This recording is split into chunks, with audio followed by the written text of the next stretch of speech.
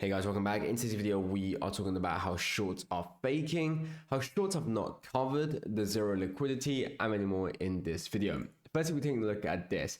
Citadel gives rare glimpse of US $57 billion gains from its largest fund. $57 billion in gains in 4 years. Why isn't the financial media curious about what those numbers would be if stock settlement were enforced?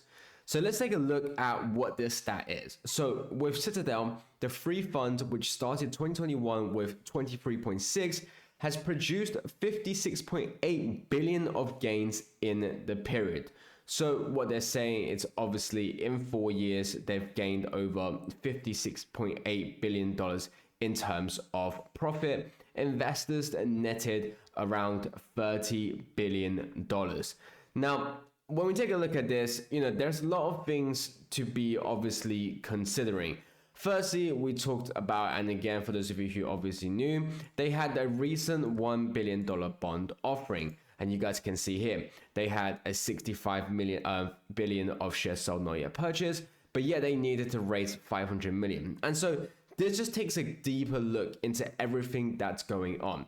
When you take a look at the stat of what Citadel is saying in terms of they've been essentially profitable for the last 4 years, every single year. They've made money, a large amount of money every single year as well. But yet, for those of you who've been paying attention, for those of you who've been obviously watching my videos, you'll know that we have covered how Citadel, not only this year in terms of their bond, in terms of selling company, we've seen them actually in the past do the same as well. We've also seen them actually take up loans in order to finance their positions. And so for a company that's said to make $56.8 billion, why do they need to obviously raise money this year to obviously pay their investors? So going back to here again, you can see investors netted $30 billion. But then it was also said in terms of how they needed to raise money to obviously pay back their investor. And so this is obviously something that's extremely weird. And it goes to what we've talking about.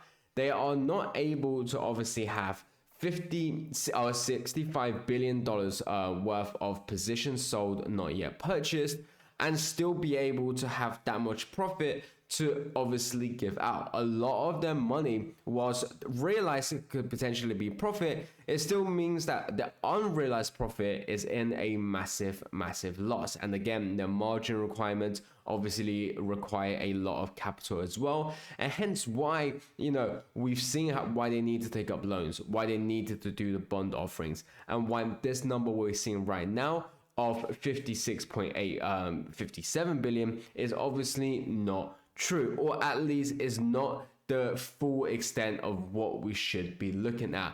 We've seen the same tricks used by banks in the past in terms of banks can have a unrealized loss of $10 billion. But if they realize 5 billion and they don't report the unrealized, then they can show in their financials that they are $5 billion in profit. And so the same situation could be talked about here. Because if what we know of their 65 billion of shares sold not yet purchased, and for that to be the negative, and that obviously means that even with the 57 billion profit, they are still actually in the negative. Again, like I said, we don't know the exact details, but I definitely think we are not being shown the full extent. Because when you take a look at what's happening with AMC, you realize that short sellers are definitely not making money. If short sellers were making money, they wouldn't need to use all of these suppression tactics. And you can see here what we talked about yesterday with the AMC dark pool volume, 62.92. You can also see dark pool of AMC stocks with 73% of yesterday's total volume. So again, we're seeing the dark pool volume to be increasingly high every single day. Now remember, the point of dark pool, and when you see an excessive amount of dark pool usage, is to show that it isn't actually reflecting true price.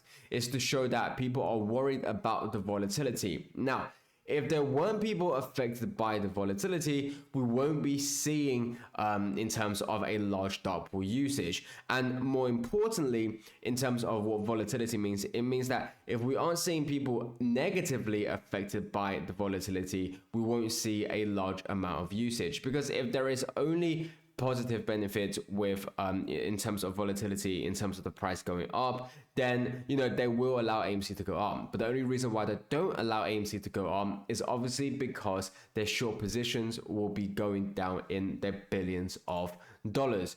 You can also see another reason in terms of why they do this, and this is from gaslighting from paid short seller influencers in terms of AMC shorts keep covering. But here's a summary of 12 reasons why this is dead wrong. Now, again, obviously feel free to take a look at it for yourself, but you can already see from some of the things we've talked about in the past: high off-exchange trading, difficulty finding shares to cover, undisclosed OTC derivative and stopped, market maker using fake orders, short interest trend not reported accurately, price decline despite supposed short covering, and obviously the list goes on. Now, I want to add on to this is that there is much more than this, but already Biotech Moves has obviously given 12 reasons. I definitely think the list goes way beyond this. We've talked about, obviously, one thing that's not mentioned here is talking about in terms of the crypto, the tokens that were obviously used in the past. And so, these are all things that we've talked about in terms of if they were covered shorts already, if they have already covered, if they weren't trapped in this play, we won't be seeing all of these manipulation tactics being used on AMC. But precisely the fact that we are seeing it obviously shows that the shorts are trapped. And it obviously shows numbers like this are definitely not showing the full extent. Now, another thing in terms of talking about liquidity, in terms of talking about how shorts are screwed, is taking a look at this. For everyone claiming that the reverse repo doesn't matter. So what we're seeing is the reverse repo at $79 billion. Now, one of the things we talked about with obviously going down is that you can see if the Fed's reverse repo usage drops from 3 trillion to 80 billion, the net effect depends on how traders and institutions react to the flood of liquidity. Now, it's good for heavily shorted stocks overall because it encourages speculative buying and increases the risk of short squeezes. And so what we're seeing is obviously people buying in, but it's also more reasons. Like I said, there are always so much more reasons and indicators showing why AMC is on the bright side, why you should be long rather than short on AMC. Now, as always, none of this is ever financial advice, so obviously do take out a so much to your own due diligence and research. But one of the things we talked about the reverse repo was that it was an easy way for shorts to gain access to liquidity in order for them to over leverage their positions on AMC. But now, as we see with obviously the reverse repo dropping, with the reverse repo going down, it obviously provides difficulty for the short sellers. And again, it goes back to what we're saying. If the short sellers were truly not in difficulty of the liquidity and the fact that they're making billions of dollars, they won't be showing the fact that they've made 57 billion. They won't be showing the fact that they're saying that investors netted 30 billion, yet they needed to credit investors by, of course, selling bonds, by selling their own company. That obviously isn't the case. And if you want to take a look at the bigger picture, you can see here, 2022 November, we had reverse repo at 2.1 trillion. Then 2023, 953 billion. 2024 July, we see it at 553. And then going into 2025, we've seen it at 79.9 billion. So this is what we talked about in terms of over the years, the reverse repo has dropped massively. And now this is also reflecting to how the shorts are obviously failing. And you can see in terms of the correlation, again, going from, of course, the Citadel fund, when they first started, they obviously had very easy access to liquidity. And then as we've seen it now. So I wouldn't be surprised if they had positions that made obviously a lot of money.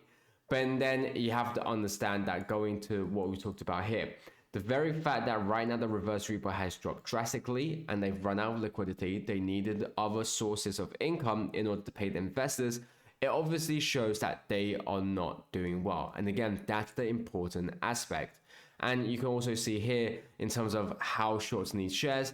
From March 21st, March 2021 to April 2023, Apex Clearing didn't disclose to its customers they were raiding and using their AMC shares to lend them out. It means as early as March 2021, there were no AMC shares left to borrow. It means 4 years of naked shorting. They are beyond screwed. And so this is just to further understand, how big this situation is. And like we've talked about, why do I think the squeeze is live? Because of everything that we've seen in the past, of everything we've seen in the data.